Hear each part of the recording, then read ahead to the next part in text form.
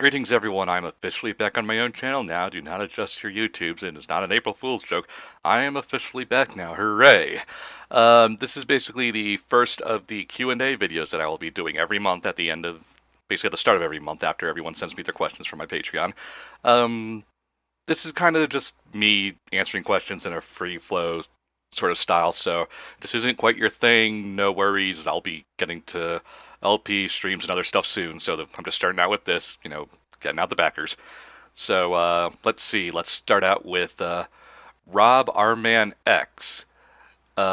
Game you like, love, but everyone else seems to not have a general fondness for.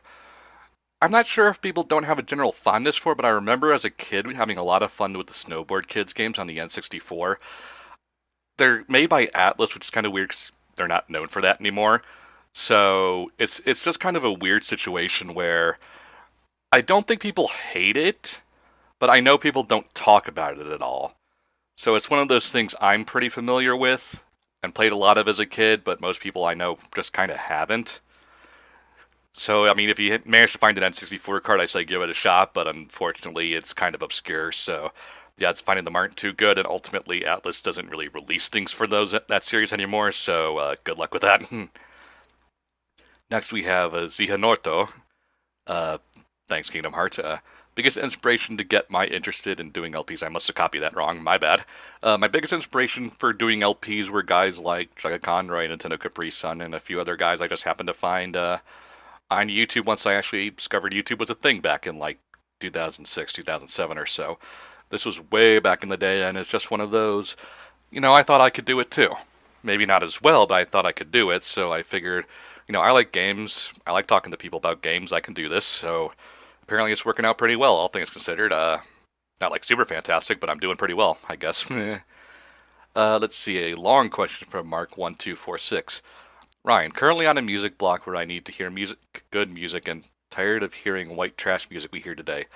I heard the Metal Gear OST, Undertale, Cowboy Bebop OST, great list there, JoJo OST, and lots of anime OST, etc. My problem I have today is that I hate hearing an entire album just to hear crap and just find one shiny diamond, one good song, in the rust. After the Suicide Squad trailer and Hardcore Henry, I've been hearing a lot of 80s The Queen and David Bowie and loving it. What are some albums that you recommend that are more than 60 to 70% of the song list really good? You can even mention a specific song. It could be an anime OST, video game OST, or 80s, 90s band. Thanks. P.S. Can't wait to see you at MomoCon this year. Got a great present for you that you might like for the BSC crew. Oh, thanks. I have my MP3, set list stuff up here to kind of help you out here. My music tastes are a little all over the place because I like a lot of Japanese stuff, obviously because I'm into gaming and anime and stuff, so I have a lot of that. As far as kind of 80s and 90s bands go, with regards to having mostly kind of more hits than misses, um, Nirvana's Nevermind, that's one with Teen Spirit on it. That's one I like a lot. Going to Green Day, I know. We all went through that phase as a teenager back then. uh, let's see, Warning. Well, I guess their international super hits would have mostly hits than misses because that is a compilation of their hits. So if you want to try that, I guess. Warning, Nimrod, Shenanigans.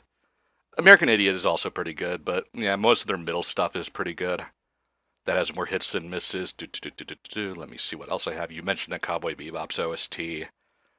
Uh, I have Angel Beats here. The fictional band within the show has a lot of songs which are actually sung by some actual Japanese pop idols. The Girls Dead Monster. Those are all pretty good songs.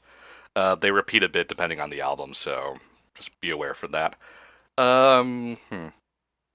Those, let's see. Also on the list is, I have some Beatles stuff. The White Album, Abbey Road, that sort of stuff is always good too. So, and of course, at the bottom of my playlist, just because of alphabetical order, are The Pillows, which you might know from Fooly Cooley. I've been listening to their stuff for a long time now, and they've been around for like 25 years now. So they have a lot of stuff, and most of it's really good. I don't really have any specific albums to go by, but you can kind of look up on one that is, and you can find out, what time period that came out, and that might help you a little bit. But obviously, the Fooly Cooley stuff like Little Busters, Runner's High, Happy Be Back, that sort of stuff are all really quite good.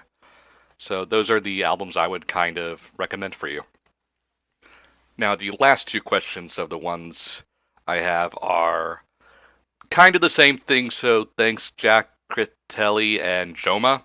Basically, Jack asks, do you think the DCCU will continue to divide fans like Batman v Superman, or do you think it's going to be fine from here on out? And Joma asks, are you happy with how the DCCU is turning out so far? And if not, what would you change to make it better? I don't think it's fine. I really don't. At least in terms of just, competing against Marvel, I just don't think it can do that. So ultimately, it's in trouble. It is. Because the movies are just that, fine. They're not great, which they needed to be in order to compete. So that's kind of their biggest problem. I don't think they're fine. I think Zach's kind of written them. I don't think, well, maybe not Zach. It could be Goyer, could be Jeff, could be DC mandating things in general. So they've kind of pushed themselves into a corner. And ultimately, I was giving DC, Jeff, and Zach kind of the benefit of the doubt after Man of Steel that they were going somewhere with Superman on this. A little slight Batman v Superman spoilers here, not too bad. That, if he starts off as the paragon of goodness, he has nowhere to go. So I figured they would do something after Man of Steel to kind of say, okay, after everything that happened, then he's starting to realize what he needs to do. So I was giving them the benefit of the doubt, Batman v Superman. Nope, not so much. And the fact that in the movie Batman straight up kills motherfuckers, that pisses me off, so they're getting the characters really quite wrong, even though the movies themselves are pretty okay. But, I'm not too hopeful going forward. I'm looking forward to Suicide Squad because that looks to be different. I'm looking forward to Shazam because ultimately that's going to be a bit more lighthearted in its nature, so hopefully that stops being so grimdark all over the place. But, it's just one of those, I worry about it. I don't know what they're going to do with it because I haven't seen the focus that the other movies have had. They're all kind of trying to do multiple things at once, whereas each Marvel movie had an idea of what it wanted to do with each character starting out. So that's just sort of my thing going forward with the DCCU. That seems to be all the questions we had today. So ultimately, check out the Patreon that I have linked in the bottom if you want to support me more directly to ask your own questions. Obviously, no pressure either way. These videos will always be free to watch for everyone. So thanks everyone for supporting me on that, and hope to see you guys all soon.